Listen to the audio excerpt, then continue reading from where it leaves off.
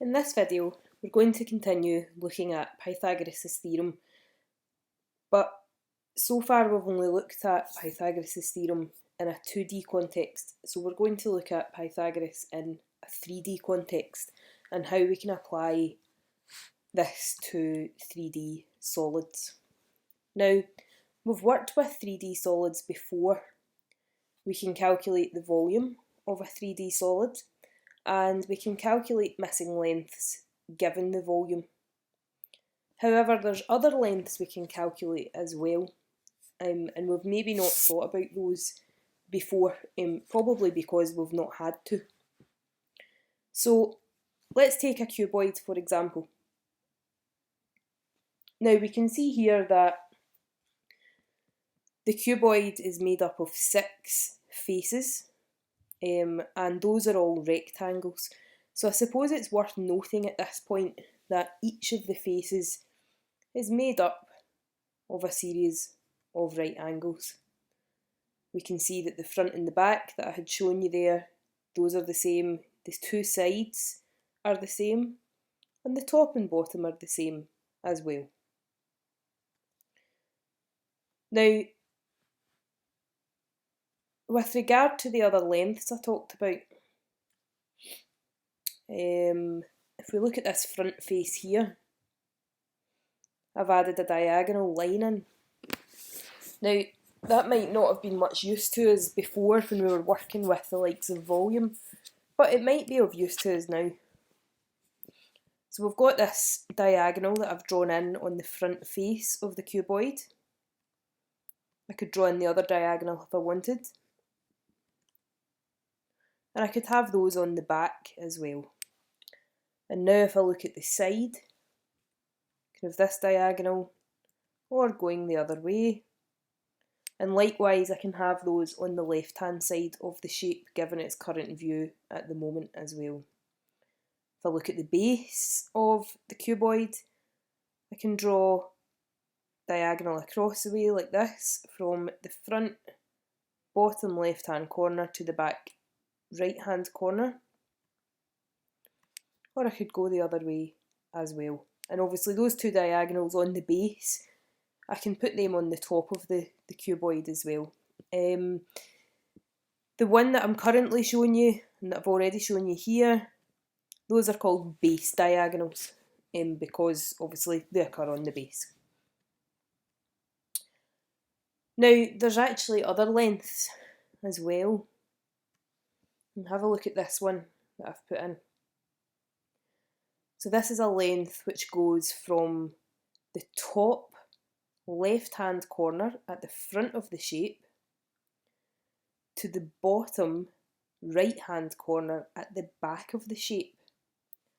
So it's almost like if you picture your bedroom, assuming that your bedroom is a cuboidal shape, if you look behind you and to your left and up to the ceiling, it's like drawing a line from there down to the floor. If you now look to your right hand corner in front of you, but down on the floor, it would be like putting a big piece of string, I suppose, from the corner, that corner in the ceiling I talked about, to the corner on the floor.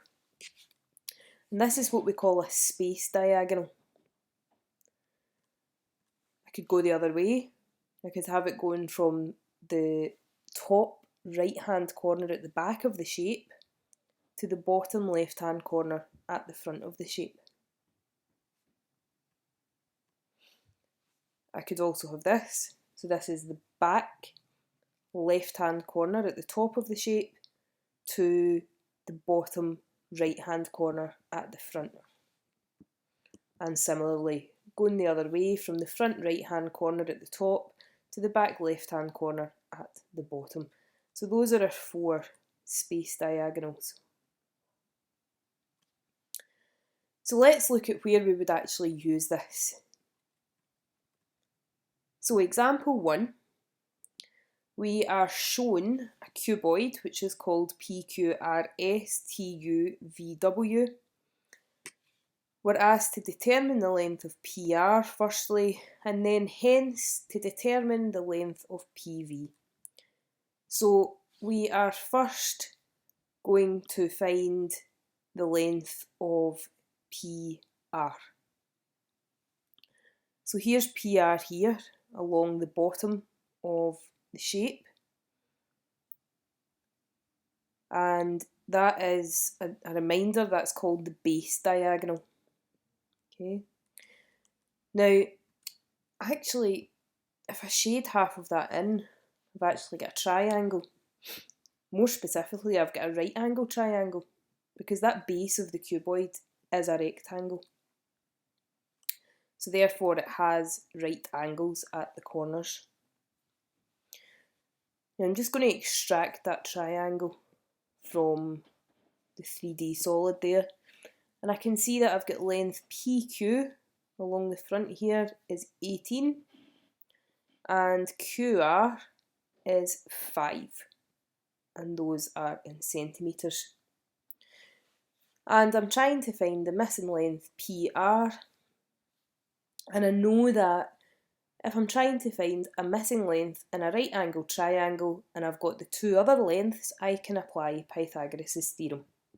So I can see here that PR is my hypotenuse because that is opposite the right angle. So that means that PR squared is equal to the sum of the squares of the two shorter sides. That's 18 squared plus 5 squared. Evaluating the right hand side gives us 349. And that's currently for PR squared. We need PR on its own, so we need to square root both sides of the equation to leave us with PR being equal to 18.68 centimetres, and that's to 2 decimal places. Now, for part B, it says, hence, determine the length of PV.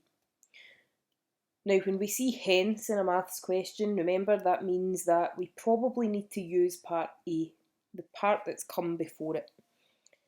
So, to determine the length of PV, which is here, and actually that's creating a triangle which is vertical within the cuboid, so it's sitting upright, if you like. Now if you think about this triangle here, PR is its base, that blue line.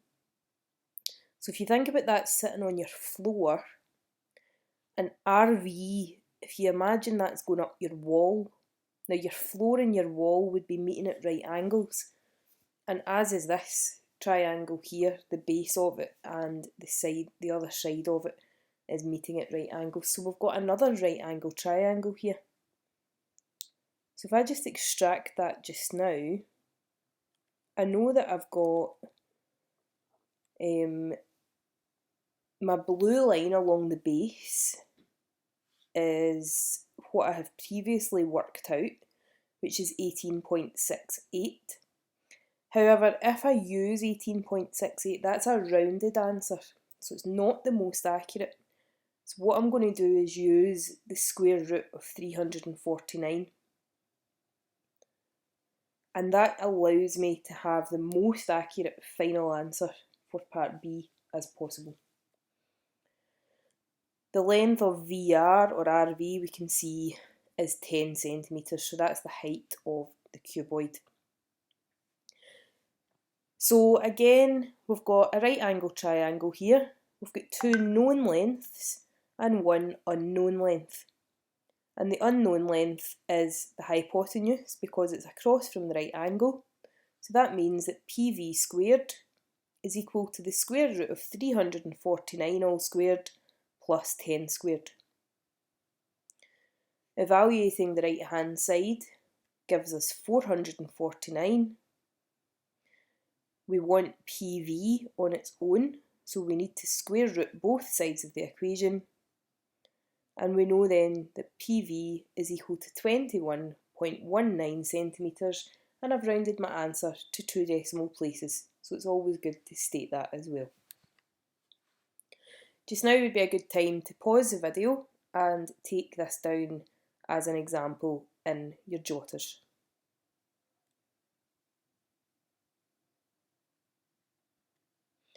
Now, let's look at another example. Fairly similar, but a wee difference in part B.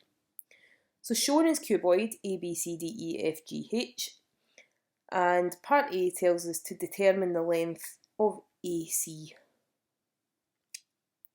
So let's have a look at AC here. We can see that that's the base diagonal. And like example 1, I can see that I've created a right angle triangle because I know that the base of my cuboid is a rectangle and therefore there's a right angle occurring there. Now if I take that out, I get my triangle ABC. I've got shorter lengths 24 and 7, and I can see that I'm trying to find AC, which is my hypotenuse because it's across from the right angle. So that means I've got AC squared is equal to 24 squared plus 7 squared. Evaluating the right hand side gives me 625.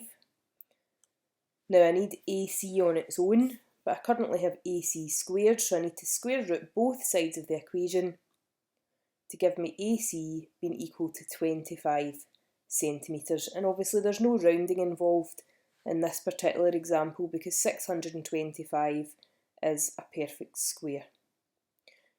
Now let's look at part B. So given that diagonal AG is 30 centimetres, find the length of CG. So this is slightly different from the last example. So if I look at diagonal AG, and I know that that's 30 centimetres, now I can see I have to find the length of CG, which is the height of the cuboid. So actually, by drawing that space diagonal in, which is AG, the purple line, I've actually got a right angle triangle there, and it's sitting vertically in space, if you like.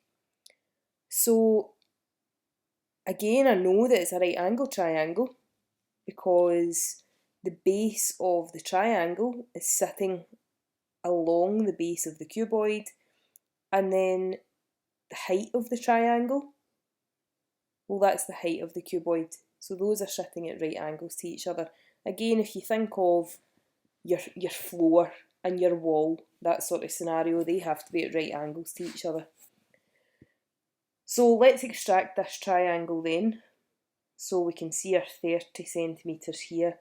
Now actually I know what AC is because I've calculated this in part A.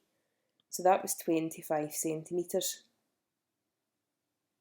And I'm trying to find out what CG is. That's what the question has asked me to do. So for triangle ACG, I can see that my hypotenuse is 30 centimetres because that's across from my right angle. So I can set up my formula for Pythagoras, which is 30 squared being equal to 25 squared plus CG squared. So I need CG squared to be the subject of my formula at the moment, so I need to subtract my 25 squared from both sides. So CG squared is 30 squared minus 25 squared, which gives me 275. I need CG on its own, but I currently have CG squared, so if I square root both sides, that then gives me that CG is equal to 16.58 centimetres, and I've rounded it to 2 decimal places. So this is the end of this video. It would be a good time to pause before the screen goes blank and to copy down this note in your notes jotter as well.